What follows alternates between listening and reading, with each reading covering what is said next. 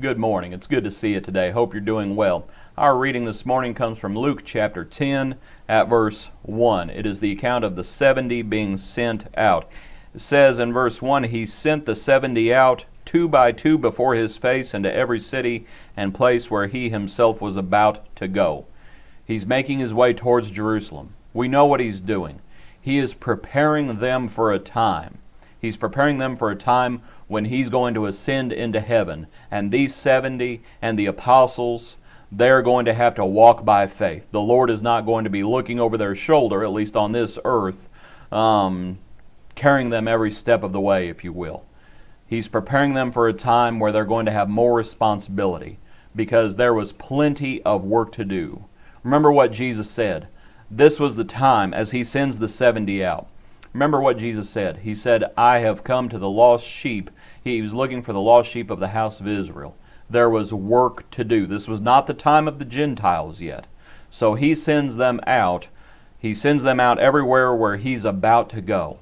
And I think if we consider it, what He's doing is He is testing Israel. Okay, He is seeing who has ears to hear. He is seeing who will receive Him and who will not. Right? So there is a testing going on. But also, He is wanting to build up the trust of the disciples. As He sends them out according to verse 4, without money bag, knapsack, sandals, all of those things. Okay, so He's testing Israel. He's testing the Jews to see who will receive Him, but He is also wanting to build up trust in the disciples. He's going to refer back to this verse later on in Scripture. And He's wanting to build up their trust in God, is what He's wanting to do. He's wanting them to trust in God's providence, is what He's wanting to do.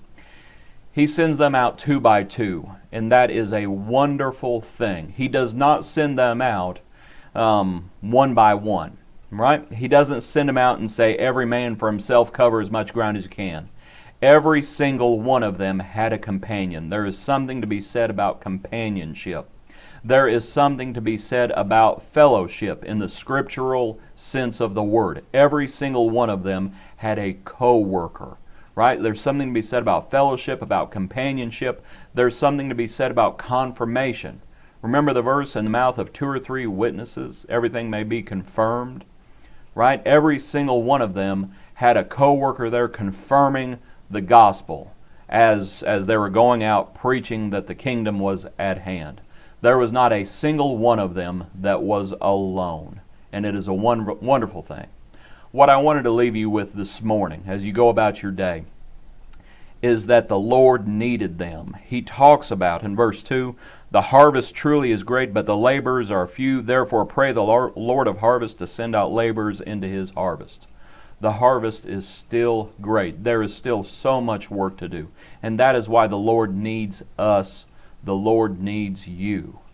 So take comfort from that the Lord needs you, and think about the significance of it, and abide by it, and understand that you need the Lord, of course, as well. But the Lord needs you, that you are one in Him. He's the head, we are the body.